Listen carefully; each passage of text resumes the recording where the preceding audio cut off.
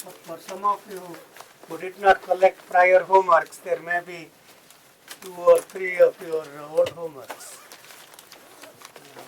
So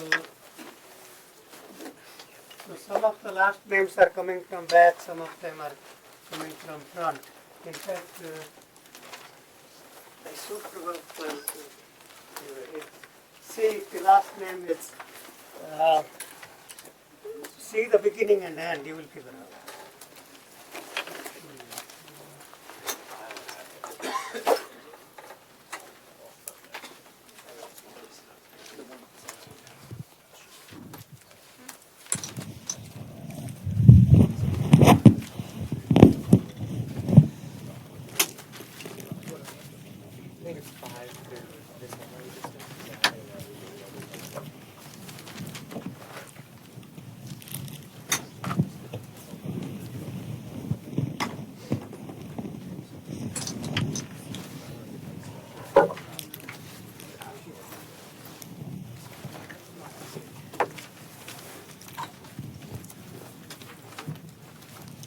Okay, good morning. Are there any questions before I start?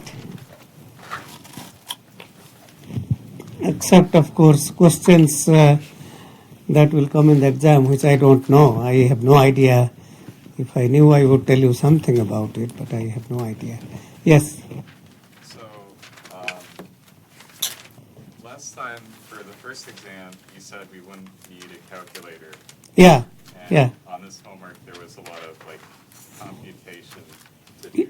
So Excellent point. So yeah, you might need calculator for this homework. My desire is still to make the exam that you don't need, but yes, I can see a lot of the problems, particularly computing round of noise and things like that, do need calculators. So yes, I mean you are free to bring them for sure. So would we be at a big disadvantage if we didn't bring one? I don't know. I don't have. I mean, I can see that some of the problems do require calculators. I can't say. I don't know. I mean, I would encourage you to bring a simple TI 30 calculator that's probably $8 or $9. Nothing fancy.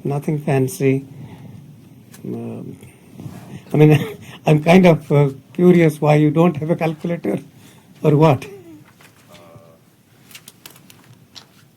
Okay, you don't want to have to answer that. I mean, I don't have a calculator, so I don't use one. But I mean, if I need to use one, I just use one of the calculators on the laptop or desktop. So,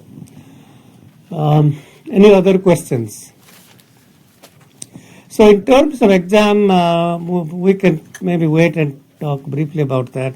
But essentially, the contents of the last 4 homeworks, including the one that you are turning in today, that's the content. I have placed a few sample exams. I'm not sure if you had time to look at them, but that should be helpful. Let me see if we can maybe quickly go through some of them. Especially if there are anything that I want to point out. Let's see, this is midterm 2.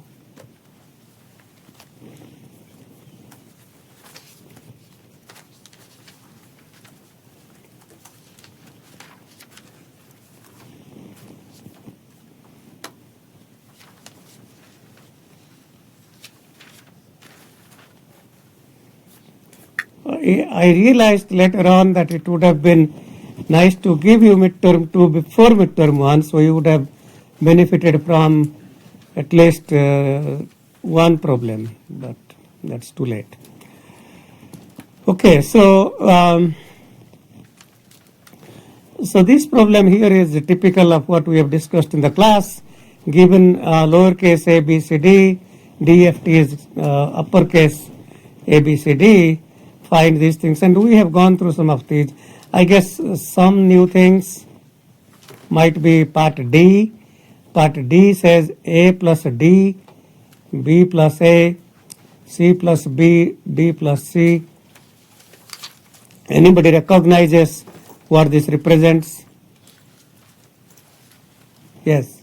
Like a combination of shifting and adding? A combination of shifting, circular, yes, circular shifting.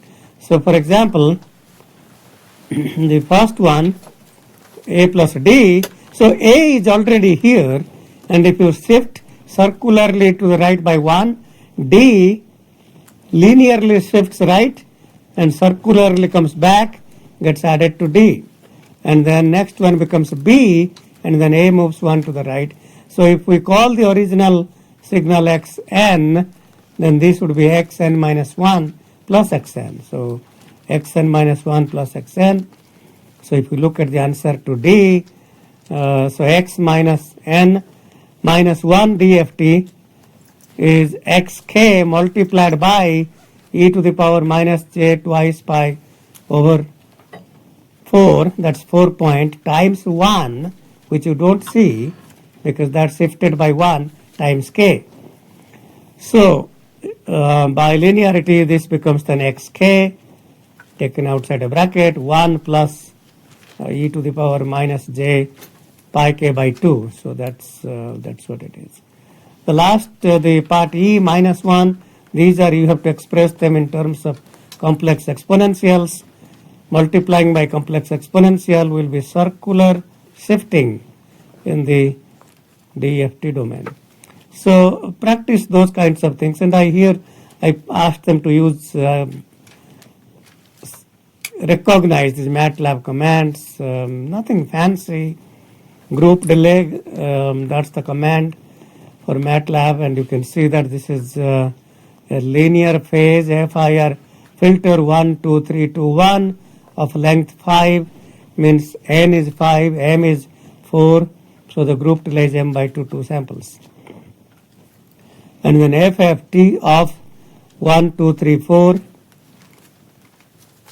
term by term multiplication of FFT 1, 1, 1, 1. So the point that, okay, I mean, you can see that you can spend a little time and compute FFT of 1, 2, 3, 4. But if you first compute the FFT of 1, 1, 1, 1, that's like 1 repeated 4 times. So that's 4, 0, 0, 0. And then because we are doing dot star, that's multiplying term by term, I don't really need to compute these 3 points. They are not going to be simple. They are going to be pretty cumbersome numbers. And you can spend 10 minutes doing that, but we have lost 10 minutes because all we want to compute, because these are 0, 0 multiplied by anything is 0, and that we know this is 10 because that's just, the first one is just sum of all these, 1 plus 2 plus 3 plus 4, which is 10. 10 times 4 is 40, others are 0. A good example of how recognizing things can help, I'm not saying. And then the part C is saying IFFT of that whole thing. Okay, IFFT of part B. And IFFT of part B is going, because these are all zeros, so that's simply going to be 10, 10, 10, 10. Okay.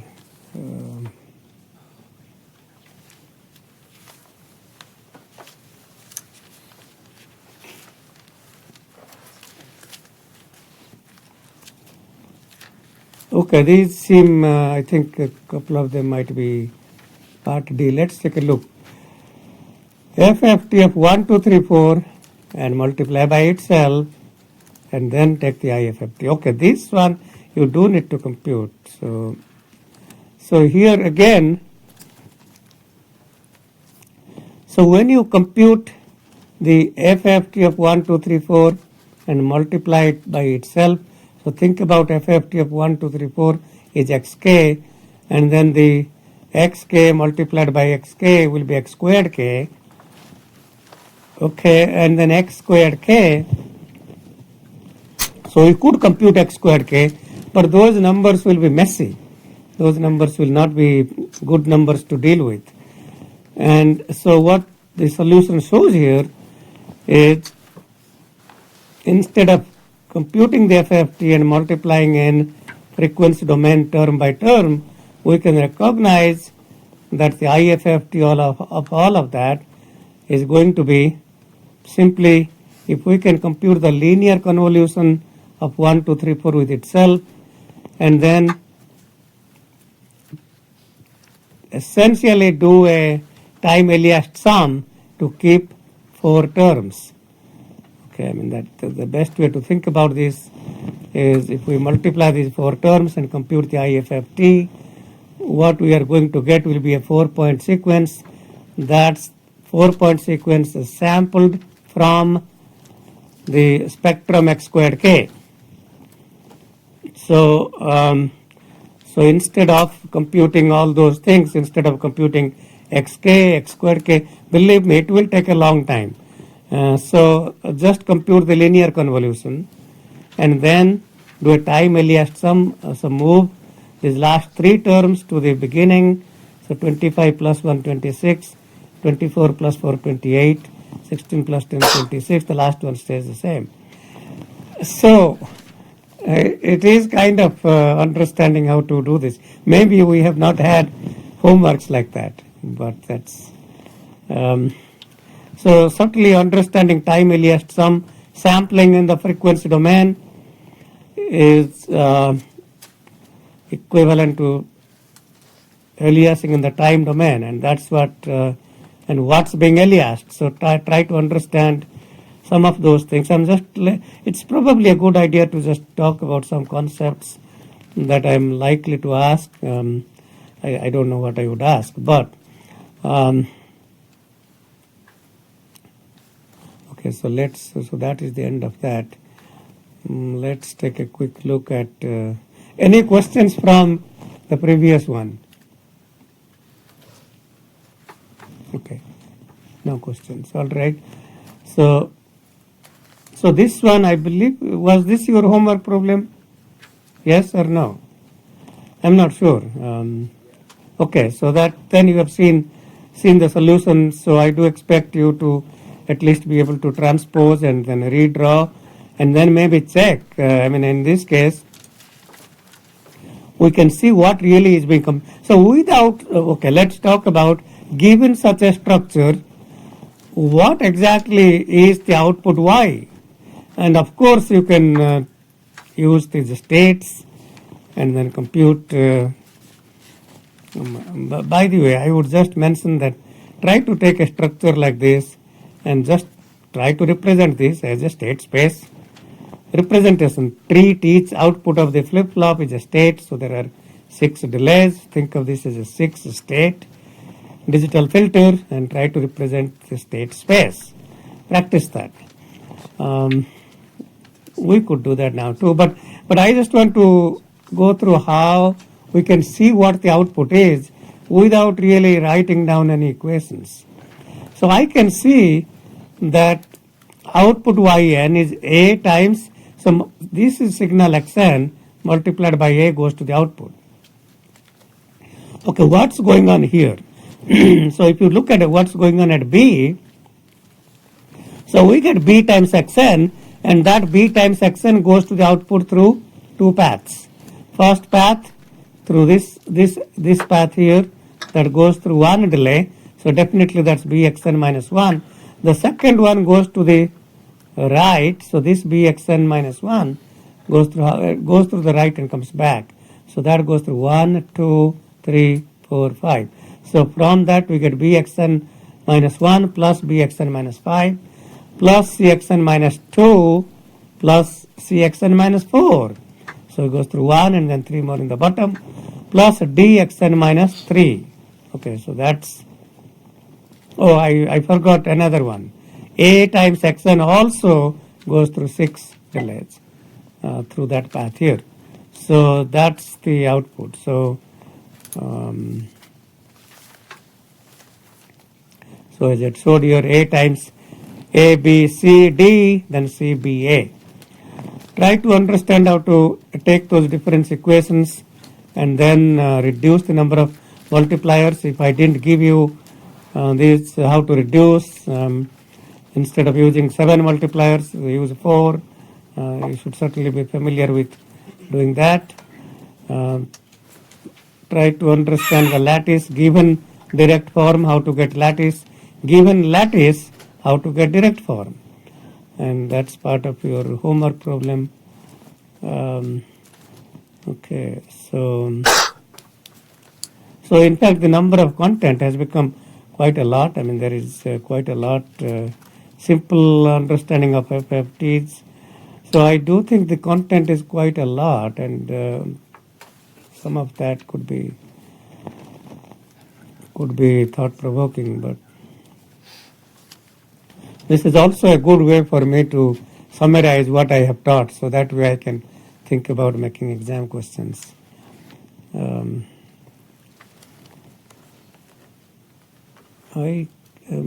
So again we have similar thing here. So A, B, C, D, E, and what is the, so this is the DFT of DFT. So which we know is n times x times flipped version then shifted circularly. So what I would say that, take this problem here, say problem 3, and I would say, okay, this is a good example here, part C. So what is the DFT of A, B, C, D, E, A, B, C, D, E? And you know the answer. Instead of writing this down, I would suggest try to think about proving a few of these. So try to say that, let's say that Xn is a cap n point sequence, and then I repeat that 2 more times, that becomes a 3n point sequence. Then compute the new DFTs in terms of old DFTs. So those will be 3 times x0, 0, 0, 3 times x1, 0, 0. But prove that, like this is shown here, how to prove that. Formally, mathematically try to prove a couple of these. I do want you to learn how to prove a few of these. So it's of course nice to know the answer, but try to formally prove a few of these. And this is very useful. So try to prove a few, not a lot, but try to prove a couple of them. I did give you some homework problem where we tried to prove something in one of the last problems. So familiarize yourself with proving the DFT properties, not just observing by inspection, but try to prove a few of those as well. Okay, so that's kind of the sample exams. We can take a quick look. I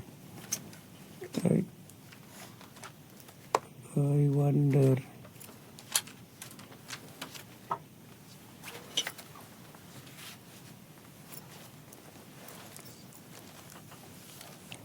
So there is some example of time aliasing here, something being sampled in frequency domain, and try to prove a couple of these. Try to take, well, you might try this. Let's say as an example, you start with xn, whose DFT is given to be cap xk, and here you are taking xn n points followed by xn n more points. So think about and take the IFFT of that and prove that it's going to be x, the time domain IFFT is going to be x0 by n, 0, x n minus 1 by n. So these are couple of things going on. The denominator is the cap n, which is the length of the original sequence, alternate zeros, and so just try to prove this at home. I am not saying anything about exam because I don't know, but I'm just trying to suggest that you try to learn how to prove a couple of things. That's kind of one intent of the class.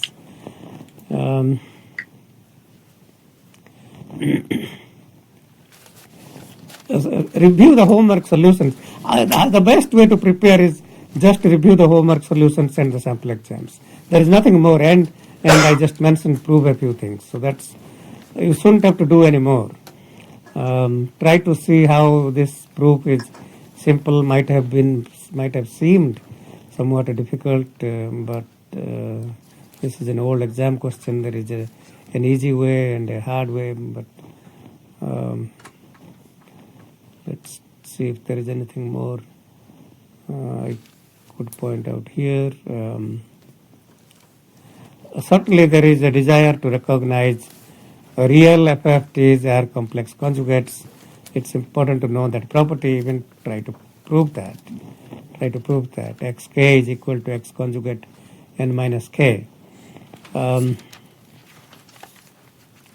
This one is another example where, again from another old exam, I was taking a longer path in the class that I didn't complete, but try to see a quick solution here where we start with yn, and that's 5yn minus 1 times 0.8, 4yn minus 1. This is wn, and then that makes it easy to write yn in terms of wn and xn and previous yn.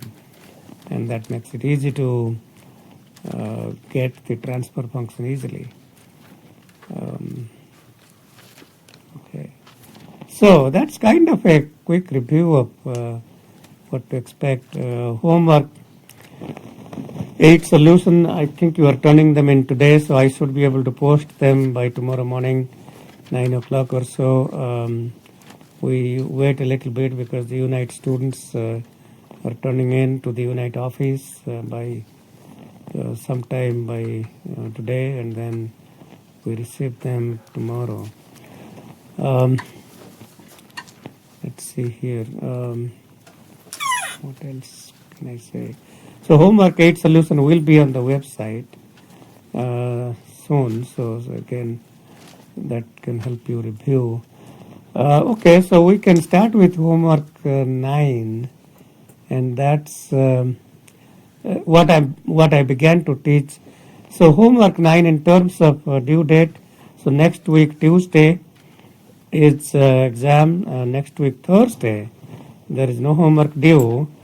So this homework, which is a little bit long, not necessarily too long, will be due on Tuesday of not of next week but subsequent week, and that week there will be no more homework due because that week Thursday we have no class because of Thanksgiving, and the last 2 homeworks we will be back to turning them in on Thursday schedule. So this is nice for us because we miss one Thursday as there is no class, and then the last 2 homeworks, they will be due on November 30th and December 7th. Okay, so this is all about FIR filters and how to compute errors in those filters. In terms of MATLAB, do a little, it's very easy to check your answer. Just do MATLAB help command FIR1 and FIR2. I may modify this to have you check with MATLAB. I may add some more parts, but that's essentially the question I might add. Check your answer with MATLAB or something. So let's start with where I stopped last time, and then maybe we will continue. But before we do that, any other questions about exam? Okay, so the contents are essentially last 4 homeworks. Let's see.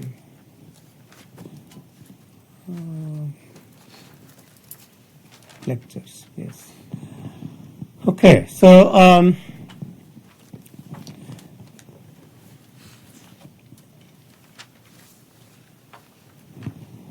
okay, let's continue with the error that I was trying to compute, and then we will come back and maybe talk more from the slides. So let's see where we were last time.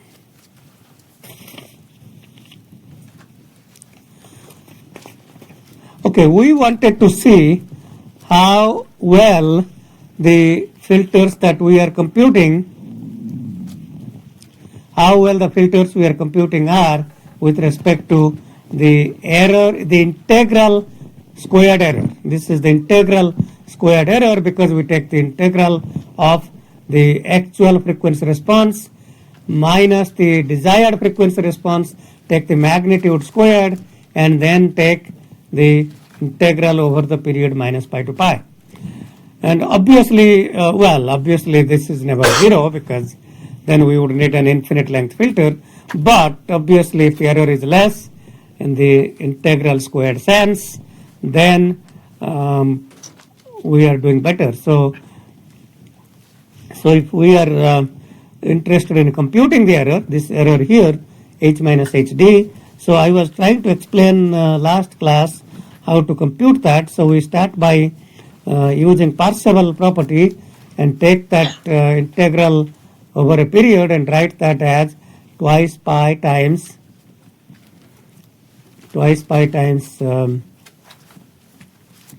the difference in the time domain magnitude square, and that sum is divided into three parts.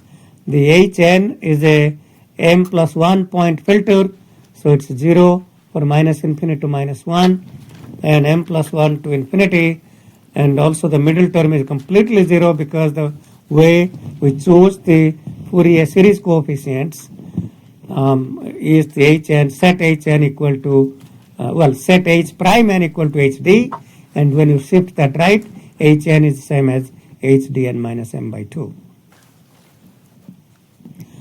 Okay, so then that's still not trivial to compute.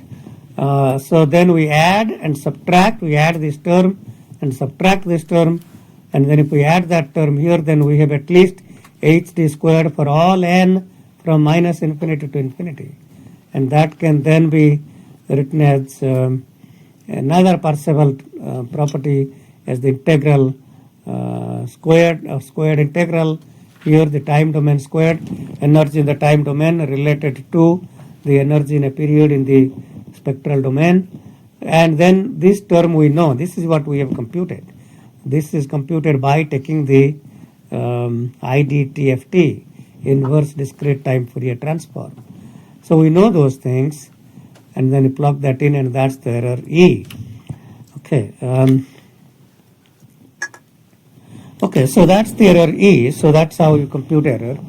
So let's talk about homework problem, because this is probably a good way to talk about. So in this example,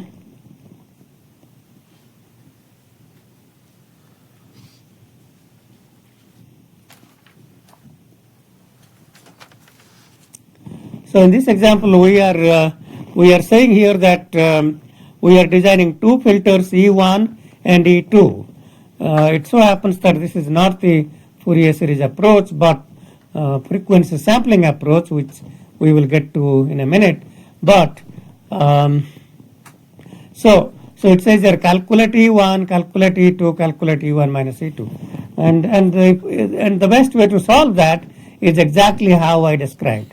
Compute E1, compute E2, compute E1 minus E2. Now, if I didn't ask you to compute E1 and E2, but rather just compute E1 minus E2, like I asked in the problem 2, just compute E1 minus E3.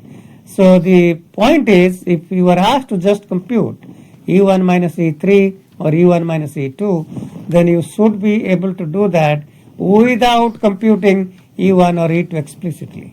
So let's say that we have two different filters. H1, so let's call H1 as one filter, and H2 as another filter. And I define error E1 as integral from minus pi to pi h1 minus hd e to the power minus j omega m by 2 magnitude squared d omega. That's the integral squared error of filter 1. The error E2 is minus pi to pi h2 minus hd e to power minus j omega m by 2 magnitude squared d omega. So these are the integral squared errors of the two filters H1 and H2. Now if I want to compute E1 minus E2 without explicitly computing E1 and E2, and then let's try to see how we can do that. Well, so we already know that E1 is this quantity here. So if I multiply this 2 pi times 1 over 2 pi, that becomes 1. So E1 is 1 times integral hd e to power j omega magnitude squared d omega over 1 period minus summed over h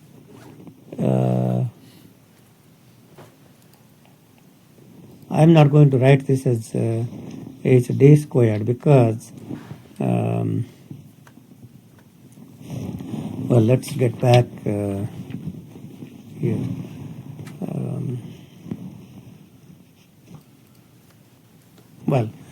So let's not set this to 0. If we have two different filters defined in two different ways, let me keep this term as it is rather than setting that to 0.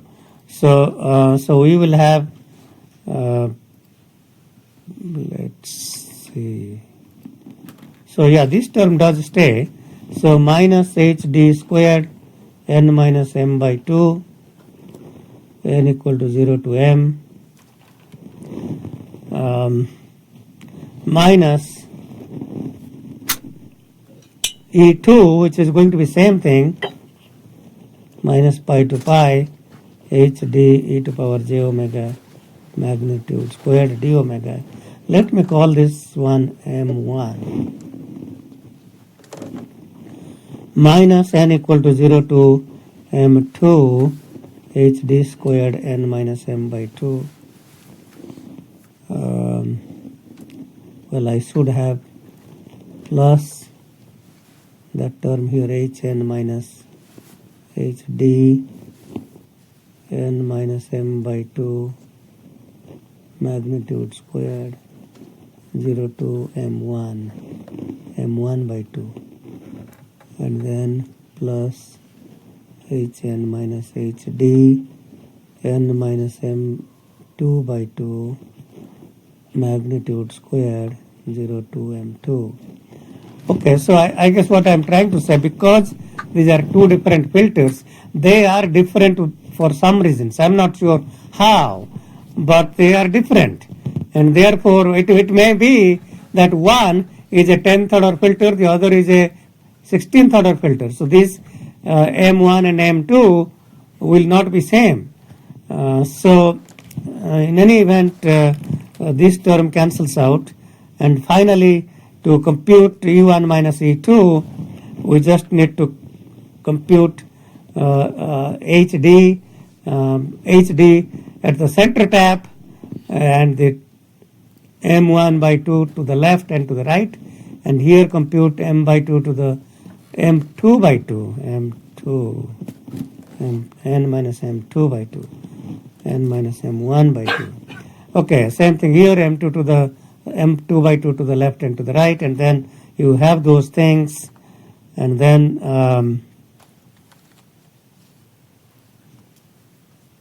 okay, I assume, I guess, at least in this particular the Fourier series approach, the Fourier series approach would still set these to 0, because that's how we would choose this. This should be H1, this should be H2, and that's how we would choose. So these would be 0, but they may not be 0 in another method, which I'm going to talk about now.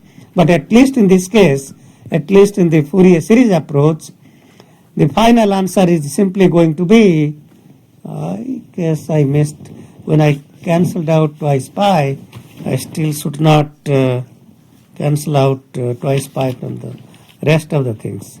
Okay, so there will be twice pi everywhere else.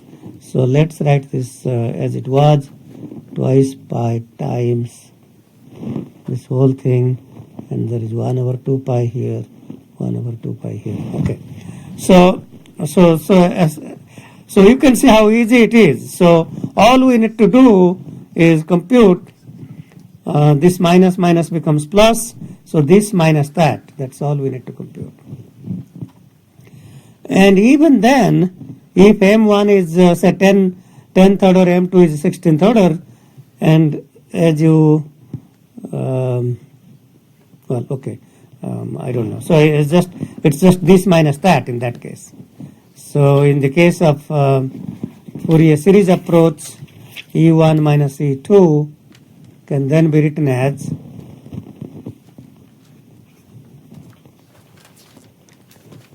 twice pi times hd squared n minus m2 by 2 n equal to 0 to m2 minus hd squared n minus m1 by 2 n equal to 0 to m1.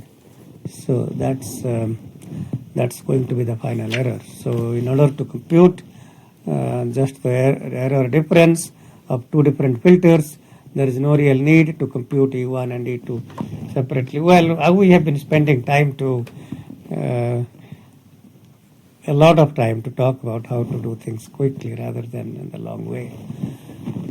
But that doesn't decrease the significance of the long way, because the way to appreciate the short way is to do the long way once, at least once.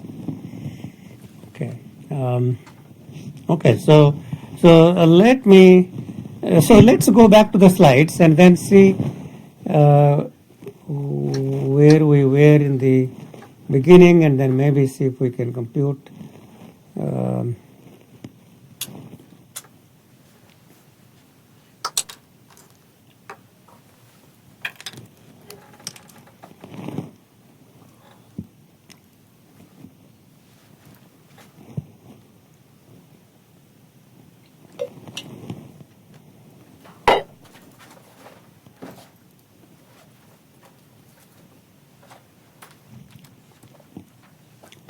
Okay, so in this case, we were trying to design a 7-tap FIR filter, and we have these minus coefficients from the sinc function, minus 1 by 3 pi, 0, etc.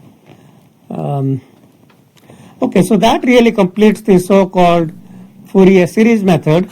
Fourier series method is also known as rectangular window method. Another name for that.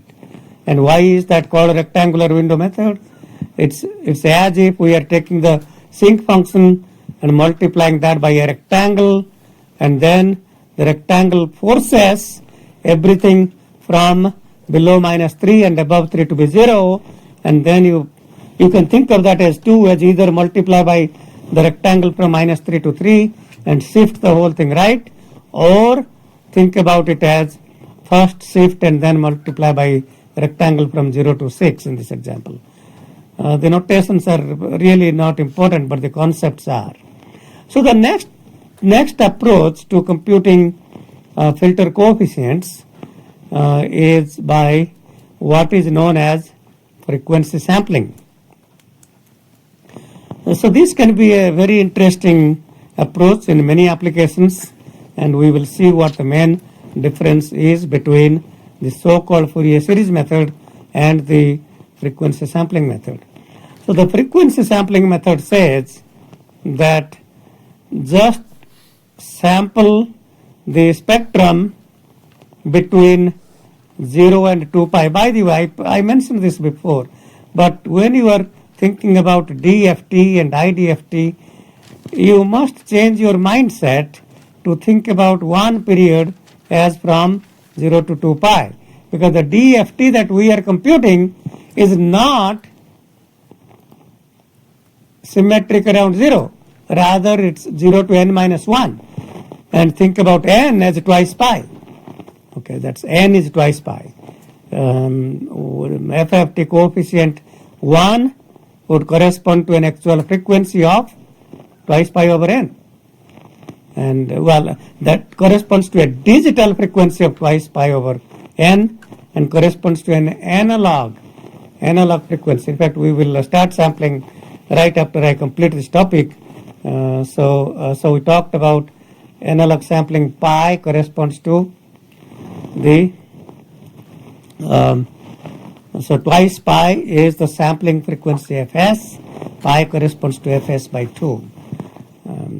So twice pi by n is really fs by n, where cap fs is the sample rate where we are sampling the analog signal. Okay, so those are again very common sense things. Very important to realize those things. Okay, I will come to that. Let me just digress for one minute and talk about something else. Okay, so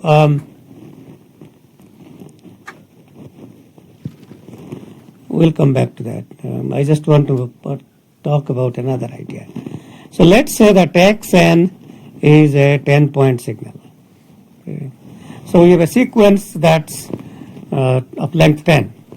And we can compute the DFT of that, 10-point DFT of that, and that will be cap xk, cap x0 through cap x9 or whatever. Okay, so essentially then, so if you compute those cap x0 through cap x9 and x10 will be same as x0. Right, this will be same as x0. So as I mentioned, this length n corresponds to period twice pi. So if you plotted the equivalent in the omega domain, that would be equivalent of twice pi. So in the omega domain. So this corresponds to then twice pi by n in the omega domain, 4 pi over n, and twice pi times n minus 1 by n. And that twice pi over n would then correspond to an analog frequency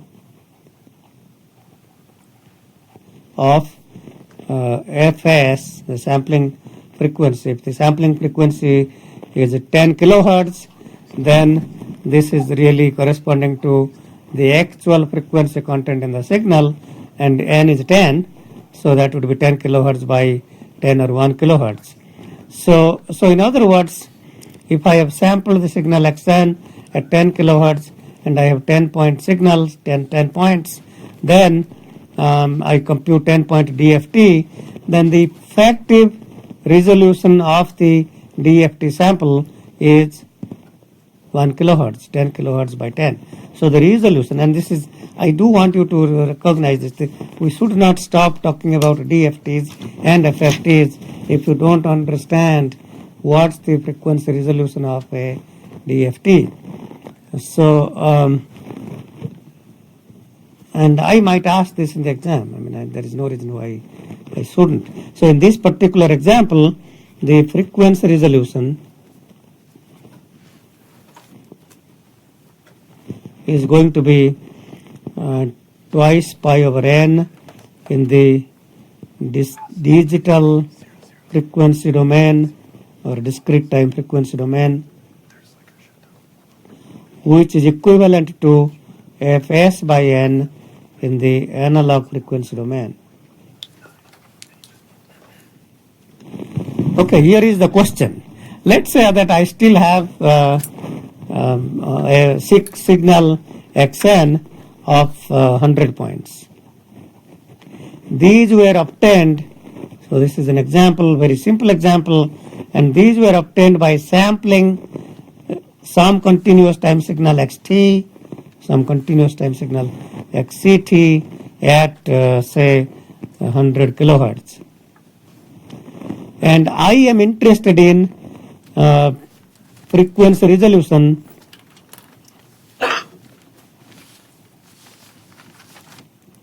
of 100 hertz. So I want to get a spectrum where I can achieve a frequency resolution of 100 hertz. Okay. So as I explained to you, if we take the 100 points, compute the 100-point DFT, then the Fs, I should say this 2 pi is equivalent to Fs of the analog. That's the sampling frequency. Sampling frequency, as we will see after maybe next week this time, that the sampled spectrum is periodic. Sampled spectrum. If you have a continuous time signal sampled with the sampling frequency Fs, the analog spectrum, sampled analog spectrum will be periodic with period Fs. Sampled discrete time sequence is periodic with period twice pi. So twice pi in the omega domain is equivalent to Fs in the analog frequency domain, cap omega domain. Okay. Okay. So in this example, 100-point FFT or DFT doesn't matter. Will give us, so 100 points will be 0 to n minus 1, and that's 100 points, and that corresponds to the sampling frequency of 100 kilohertz.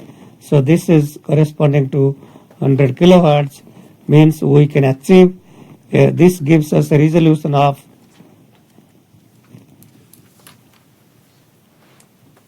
1 kilohertz. Okay, so if I have 100 points that correspond to 100 kilohertz, effectively I am achieving a frequency resolution of 100 or 1 kilohertz, and that's essentially telling me that I cannot, if there are interferers, jammers trying to jam signal content, let's say at half kilohertz, I cannot resolve those things. I don't know. Our computation is only monitoring the spectra at 1 kilohertz apart, and we are unable to resolve any spectra that's not at or around those 1 kilohertz, 2 kilohertz, but in between. We can't resolve them. But let's say that my goal is to resolve those spectra at something like in the binning process. I want to get 100 hertz resolution. So what can you do? Any thoughts? Any thoughts about how I can resolve in the spectral domain with a frequency resolution of 100 hertz? Okay, so if I were to resolve 100 hertz, so this is equivalent of 100 hertz, and if this whole thing is 100 kilohertz, okay, this one period is 100 kilohertz. So how many point DFT I need? The DFT size is going to be 100 kilohertz divided by 100 hertz. So we need 1000 points. So we need 1000 points. We need to compute a 1000-point DFT so that the 100 kilohertz divided by 1000 will be 100 hertz. And that means, because I have a time domain signal of 100 points, and that means pad that signal with 900 zeros. Okay, that's what I was trying to get to. So I was trying to explain to you that how many zeros we need to pad depends on what frequency resolution we need.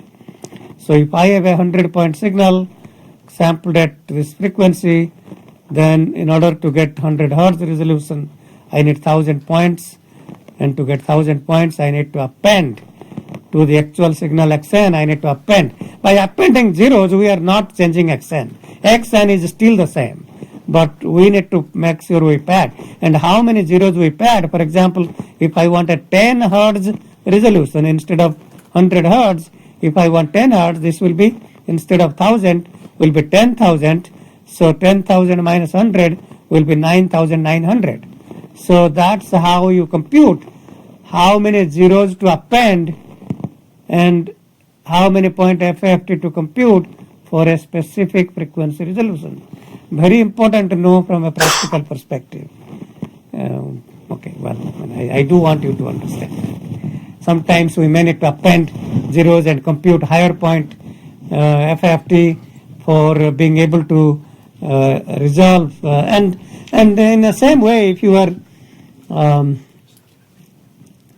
trying to find in a biomedical signal or in not just biomedical, maybe in another signal, you are trying to find some features that lie in between these parts that we can't resolve, then you have to append zeros and compute higher length FFT. Okay, with that I wanted to make sure I mentioned that.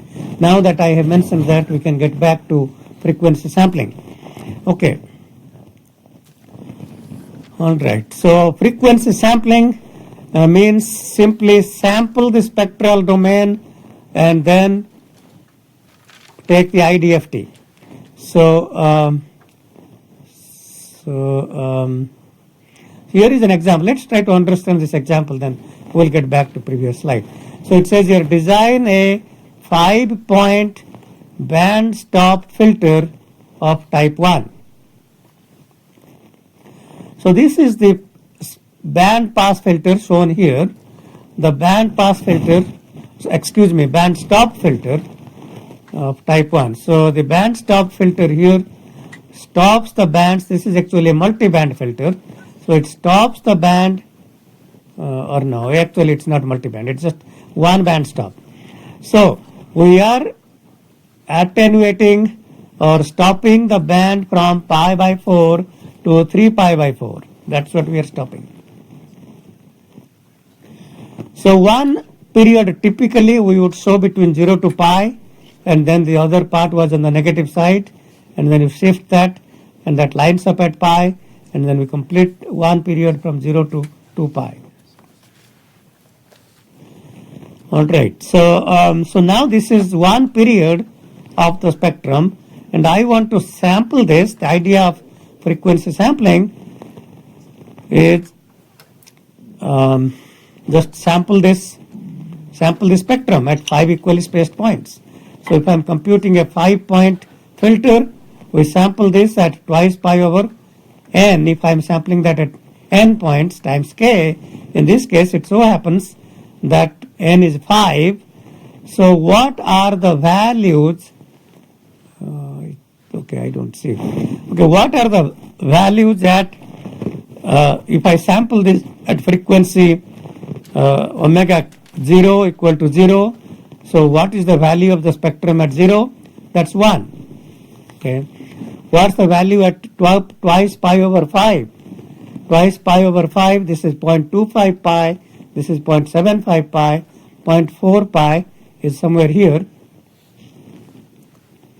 So 0.4 pi, the value of the spectrum is 0.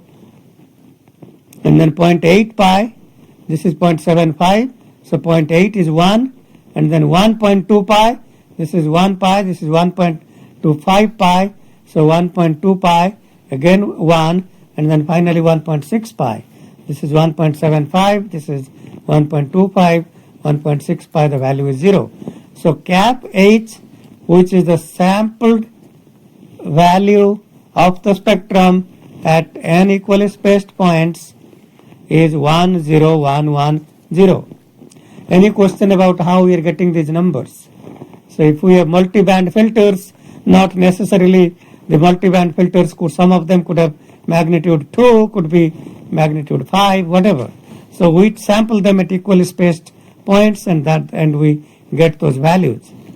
And the Hn, the filter Hn, will be the IDFT of Hk multiplied by this complex exponential that corresponds to making sure that Hn is a causal. Hn should be causal. So e to the power minus j twice pi by 5. So what we are essentially saying is, if we compute the IDFT and shift it circularly right by 2 samples, that's what Hn is.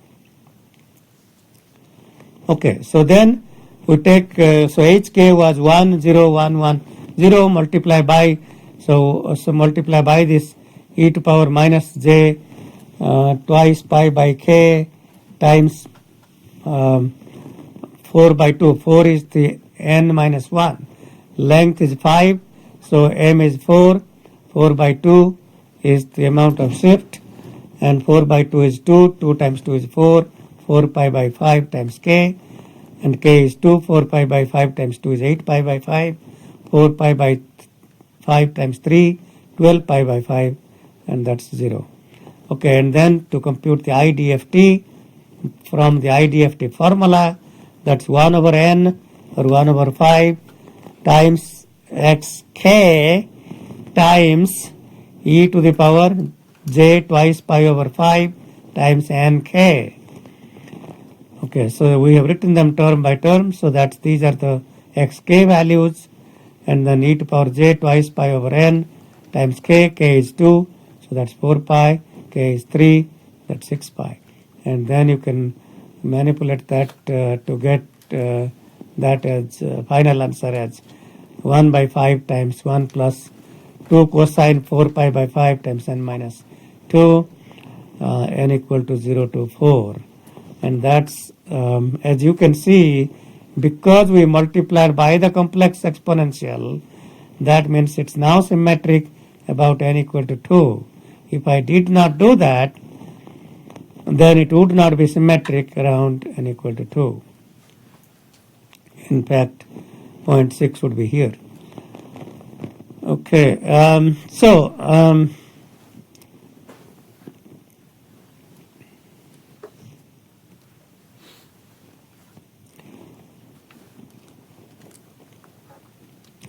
so that's the Hn that we get from. So what happens is, so let's see if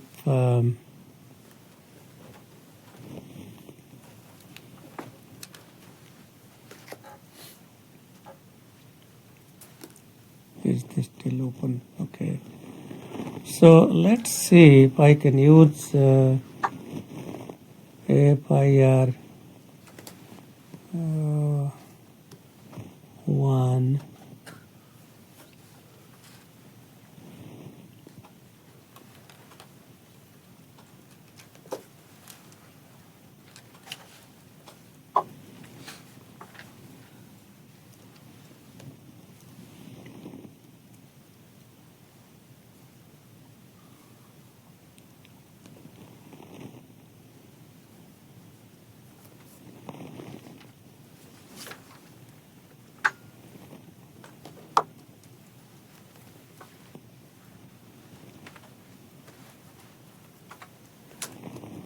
Okay, we shouldn't be using FIR 1 because that's going to give you the Hamming window.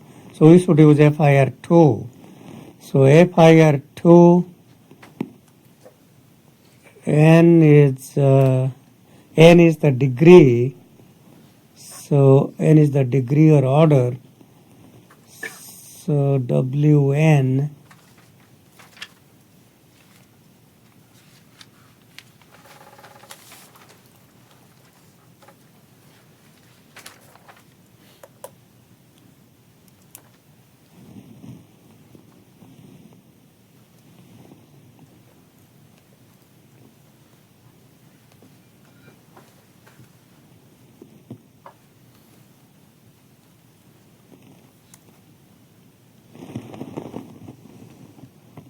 okay, so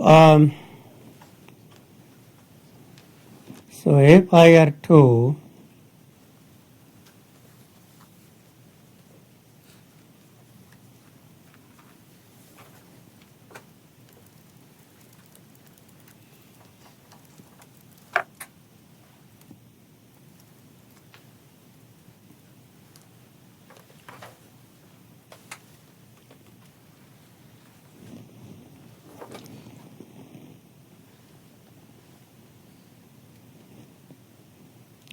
okay, I have to follow this example for low pass filter, so we can define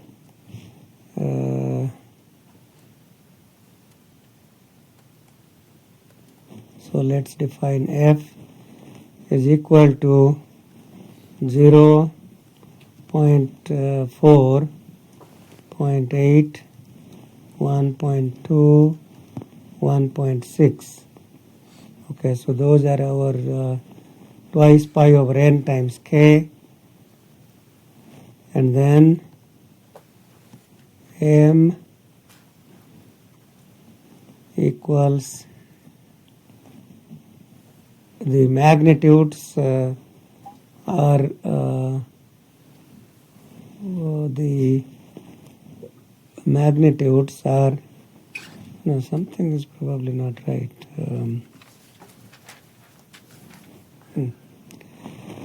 Let's see what is 30th order low pass filter with a normalized cutoff frequency 0.6. Yeah, that's not what I did, was not right. So so let's write f equals 0. Our this was band stop filter, I see. Okay, so this was band stop filter. So the pass band is let's see the filter.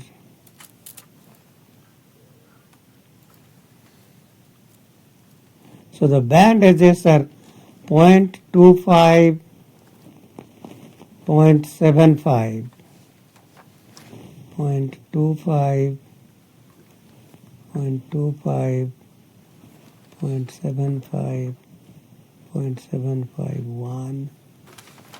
M equals, so we are passing from 0 to 0.25, and then stop band from 0.25 to 0.75, and then pass band from 1 to 1, 0.75 to 1. Okay, and then FIR 2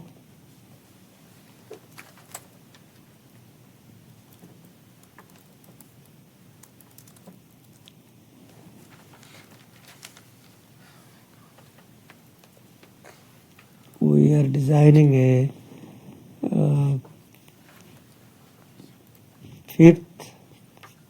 fourth order. We are designing fourth order.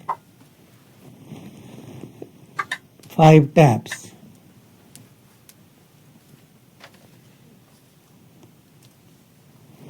Okay, so those answers are 0.0250, 0.5, 0.025. Okay, let's take a look what we got. I just want to make sure that certainly these are all okay. So you can see these are not same. So I have to think about.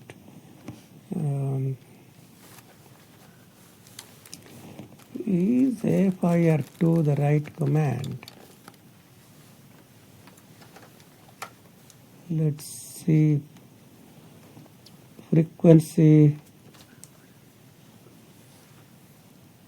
What is the command? I will tell you more next class about the right commands. But let me see what happens with FIR1. So let's see. FIR1 for F. Oh, I can't use FIR1 with that instruction set. I will tell you more about this next class.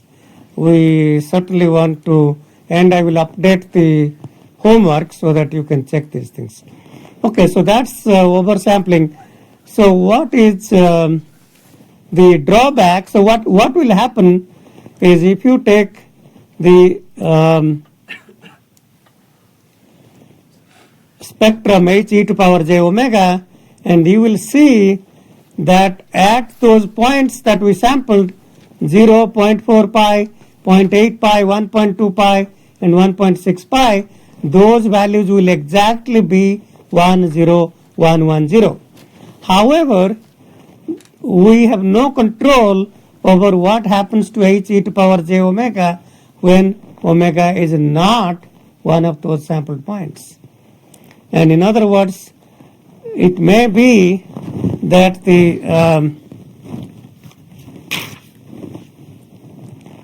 so if we sample these points, it could be that let's say this is pi, and we want to design some filter like that. Okay, some filter like that. There is other parts. Now it may be that we sampled at these points.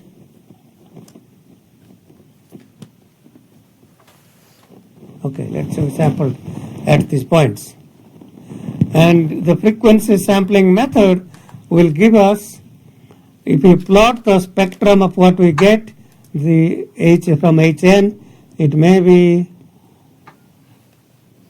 well, if I'm plotting the magnitude.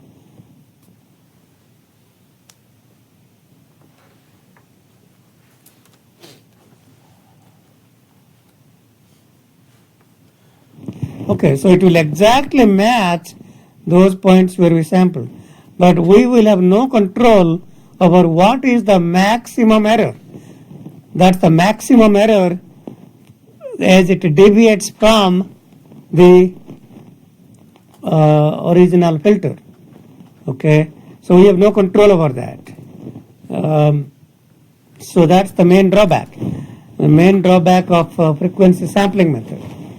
And sometimes we may really be interested in some frequencies, and the frequency sampling method may seem to be not very useful, but I've seen in practice people do use and get good results. So sometimes we may be interested in notch filters that notches certain frequencies. So this is kind of a good way to do that. So to summarize what frequency sampling method does, we sample the spectrum at omega k equals twice pi over n times k. Hn is the inverse discrete.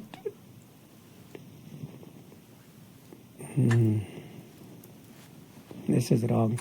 There is some mistake with this would be inverse discrete Fourier transform IDFT of these sampled points multiplied by a phase e to power minus j omega k m by 2.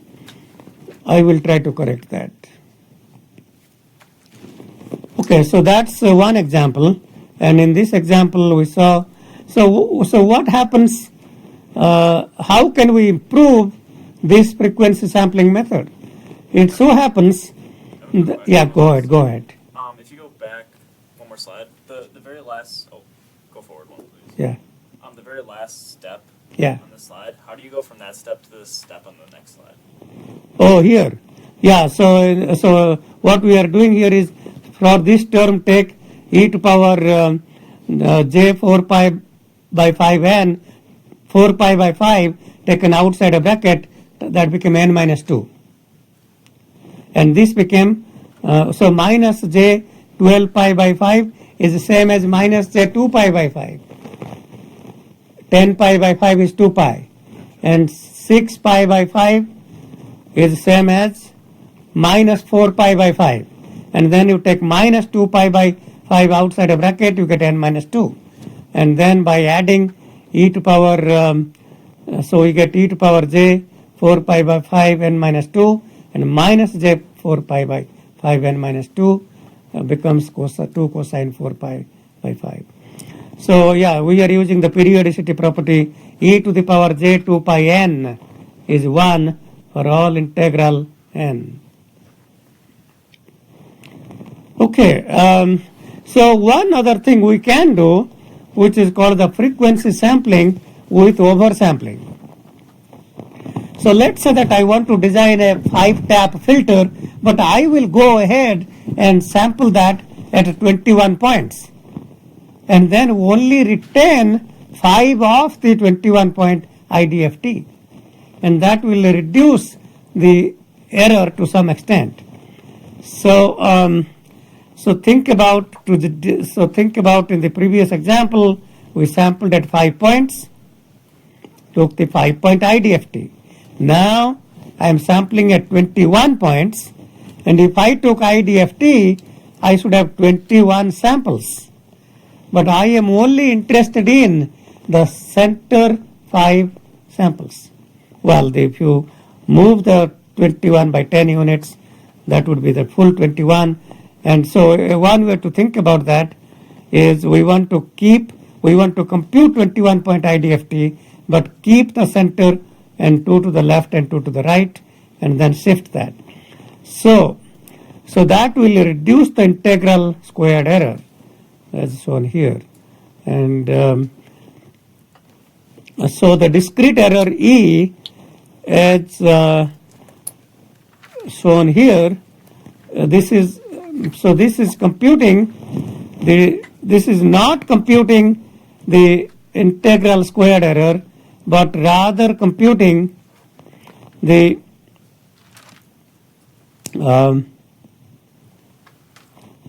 error.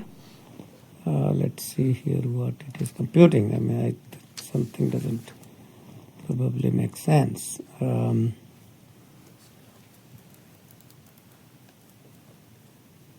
Okay, I see. Okay, so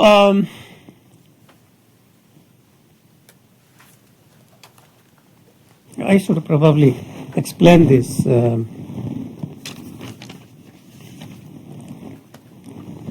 So frequency sampling with oversampling.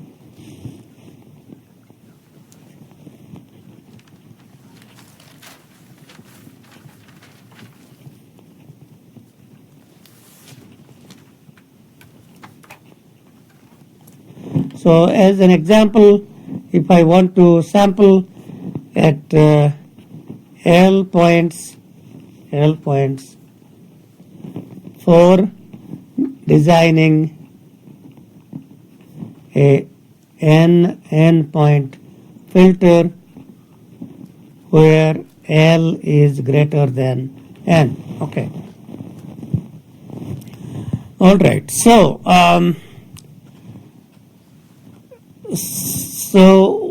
so the this is called oversampling because we are sampling at more points. So what would be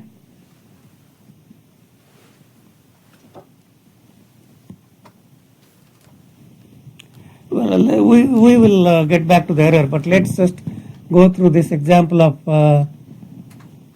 so in this example that we are showing, if we compute the same 5-point band stop filter, instead of computing with oversampling, we are now computing with a 9-point oversampling. So each spacing is twice pi over 9, that's 0.22. 2 over 9 is 0.22. 0.22 all the way to infinity, that's 1 over 9 is 0.1111 up to infinity. So omega k is that, then if we sample, so 0 is 1, 0.22, 0.44, 0.66, 0.77, no, sorry, 0.88, 1.1, and you continue that, that's the 4 points. The group delay still should be 2 samples. So now we take this hk, and then multiply that by e to the power minus j twice pi over 9 times 2 because 2k where 2 is the group delay, and then compute the 9-point IDFT of that thing. And if we compute the 9-point IDFT, out of that we only retain H0 through H4. So what you see here is the expression here is slightly different from what we had before. So if you go back to what we had before, in the case of, so we had 2 cosine 4 pi by 5 n minus 2, and this was 1 by 5. Instead of 1 by 5, we have 1 by 9, because that's 9-point oversampling. This is not 4 pi by 5, this is 2 pi by 9 and 8 pi by 9, and these are the values. So we should be able to show that 5-point filter obtained with 9-point oversampling has a less error than 5-point filter obtained with 5-point sampling. So I will stop here and we will continue this discussion next class, and then we'll also take a review of next homework. Okay, if you have not collected your homework that was passing around, I'm not sure where it is. Is that so? You can come and collect. There should be 2 piles with 2 last name, first half and next half. So where are the uncollected homework? Is that one file? Is there another file? Also, if you did not collect your midterm exam skill and your SCAVIC, Bonsat, Zazu, Puris, Buto, Jackson, Jarrow, they are still here. So you are certainly welcome.